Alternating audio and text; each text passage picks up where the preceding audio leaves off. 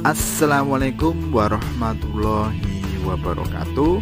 Selamat berjumpa kembali di channel Wirayogi bersama saya, pemilik channel ini sendiri, yaitu Pak Wira.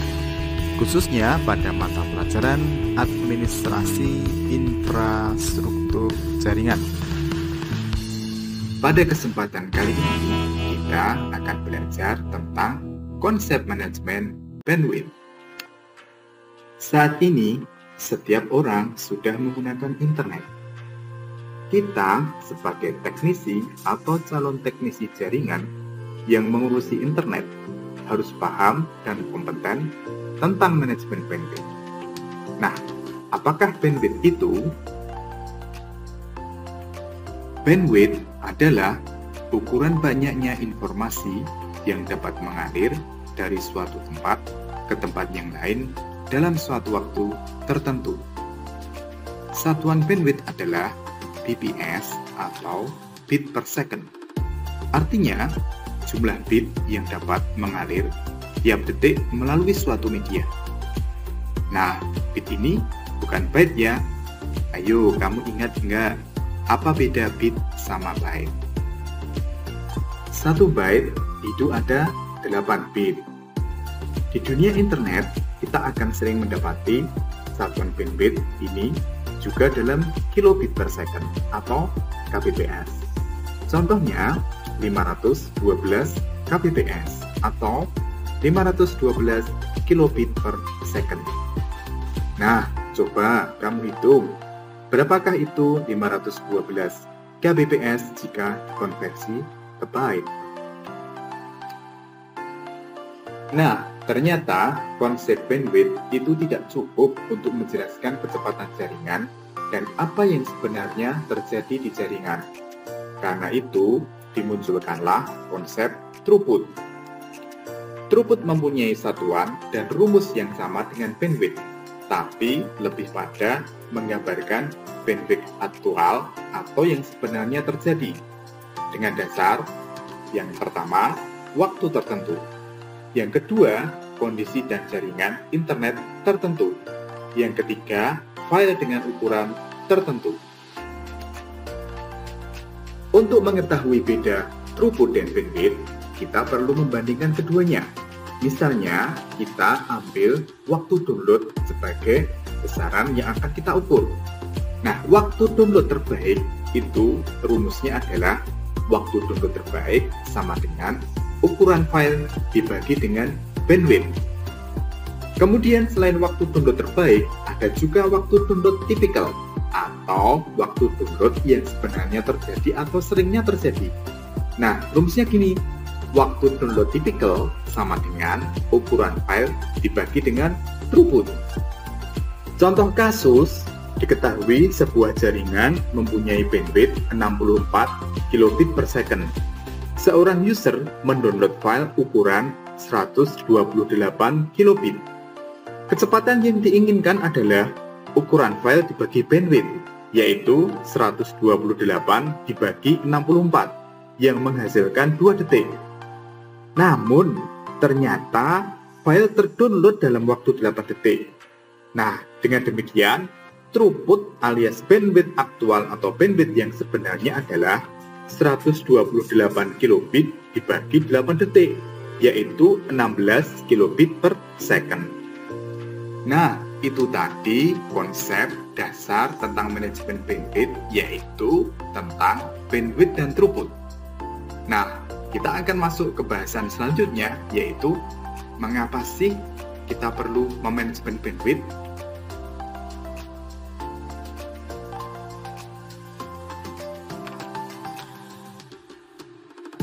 Selama kamu menggunakan internet sampai saat ini, kamu pasti pernah mendapatkan fenomena seperti ini.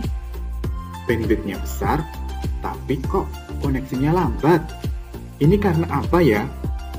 Nah, penyebabnya adalah ada beberapa user yang memakai bandwidth tersebut secara berlebihan. Solusi atas masalah seperti ini adalah dengan menerapkan manajemen bandwidth pada jaringan tersebut. Prinsipnya adalah bandwidth tiap klien akan dibatasi penggunaannya. Manajemen bandwidth juga sering disebut sebagai QoS atau Quality of Service, alias artinya kualitas layanan jaringan. QoS memberikan jaminan alokasi bandwidth minimum pada setiap komputer user dalam jaringan atau pada setiap device user dalam jaringan. Sehingga setiap komputer atau device user tidak perlu khawatir tidak akan kebagian bandwidth.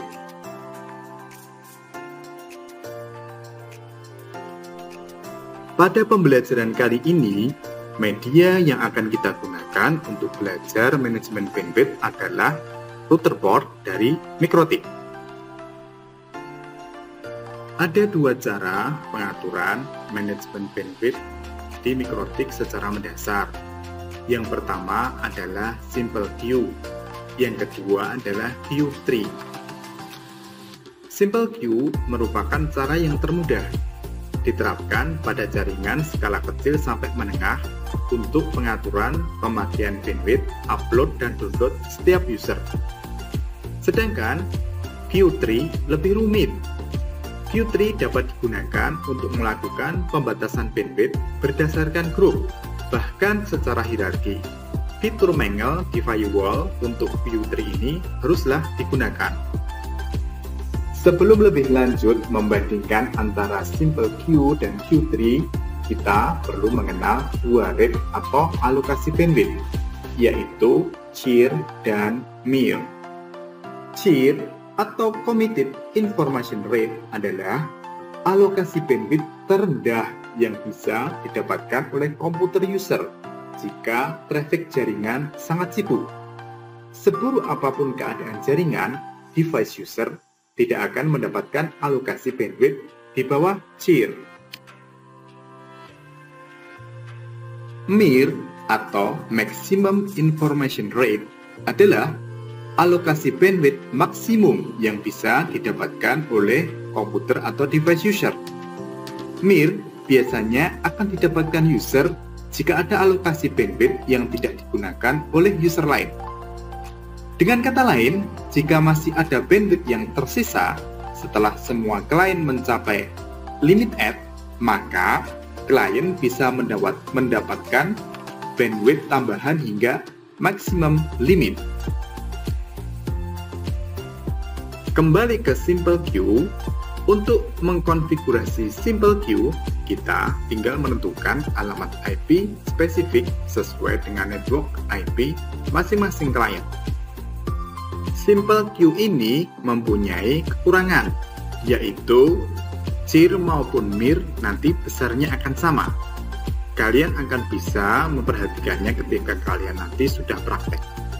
Artinya, dalam keadaan jaringan sibuk maupun sepi, user akan mendapatkan bandwidth upload misalnya katakanlah 128 kilobit per second dan download sebanyak 128 kilobit per second. Pada saat hanya ada satu user pun, bandwidth yang lain yaitu 128 kilobit per second untuk upload dan download yang lain tidak akan digunakan. Karena itu akan ada bandwidth yang mubazir. Bagaimana cara agar tidak ada bandwidth yang mubazir? Caranya yaitu dengan menerapkan Queue Tree. Queue Tree merupakan konsep pembagian bandwidth secara dinamis. Nanti ada yang dinamakan sebagai parent, ada yang dinamakan sebagai child. Parent digunakan sebagai MIR. Alokasi bandwidth yang didapatkan seorang user bergantung dari ada atau tidaknya user lain yang sedang menggunakan bandwidth di jaringan tersebut. CIR dan MIR akan berbeda. Saat sibuk atau banyak user yang tergabung dalam jaringan tersebut, maka tiap user akan mendapatkan CIR. Saat sangat sepi, user akan mendapatkan MIR atau maximum bandwidth-nya. Perhatikan contoh berikut. Lihatlah topologi ini. Di jaringan ini terdapat 4 klien dengan total bandwidth dari ASP 1 megabit per second. Nah, karena ada 4 klien, maka bandwidth share 1 megabit per second dibagi 4. Dengan penerapan MIR atau dengan penerapan parent sebagai MIR, maka masing-masing klien akan mendapatkan bandwidth minimal 256 kilobit per second. Nah, di sini ada up to 1 megabit per second. Misalnya, katakanlah hanya ada klien satu yang nyambung di internet, maka klien satu ini bisa mendapatkan full sampai 1 megabit per second. Jika misalnya hanya ada 2 klien yang tersambung, misalnya klien 1 dan 2, maka klien 1 dan 2 akan mendapatkan bandwidth masing-masing 512 kilobit per second, dan seterusnya. Dalam pengembangan lebih lanjut, mungkin saja ketika kamu nanti bekerja ada kasus seperti ini. Misal di sebuah perusahaan ada beberapa level karyawan di situ, dan masing-masing level menginginkan bandwidth yang berbeda. Misalnya direktur pengen bandwidth yang paling besar, kemudian setelah itu manajer di bawah direktur, kemudian setelah manajer ada supervisor yang pengen bandwidth besar, lebih besar dari karyawan biasa. Nah, paling akhir ada karyawan biasa yang mendapatkan bandwidth yang biasa. Nah, bagaimana cara mengatasi hal seperti ini? Solusi atas kasus yang seperti ini adalah dengan menerapkan Q3 dengan prioritas. Jadi, dalam mikrotik, priority itu ada 8 macam. Atau dengan kata lain, ada prioritas dari angka 1 sampai angka 8. Prioritas tertinggi mempunyai nilai 1, sedangkan prioritas terendah mempunyai nilai 8. Nah, pada kasus seperti tadi, bisa saja direktur diberi prioritas 1, kemudian manajer diberi prioritas 2, kemudian supervisor diberi prioritas 3, kemudian karyawan biasa diberi prioritas misalnya 8. Jika prioritas tidak dikonfigurasi, maka nilai default priority atau 8 akan diberikan kepada setiap user. Jika konfigurasi tersebut dijalankan, maka yang akan terjadi adalah direktur yang mempunyai prioritas pertama akan menggunakan alokasi bandwidth yang paling tinggi. Artinya apa? Jika direktur dengan prioritas 1 tersebut membutuhkan, maka dia bisa mengambil alokasi bandwidth dari user yang lain. User dengan prioritas 2, misalnya manajer, bisa saja mengambil alokasi bandwidth dari user dengan prioritas di bawahnya, misalnya supervisor ataupun karyawan biasa, jika sedang membutuhkan.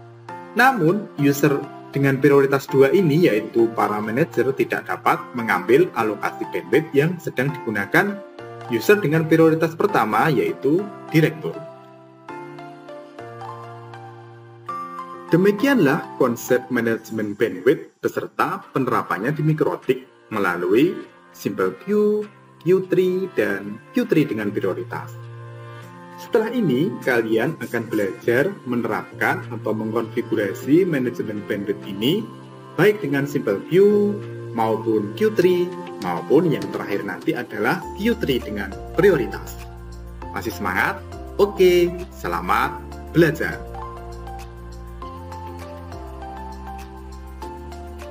Ingat untuk like video ini, subscribe bagi yang belum, dan juga share video ini.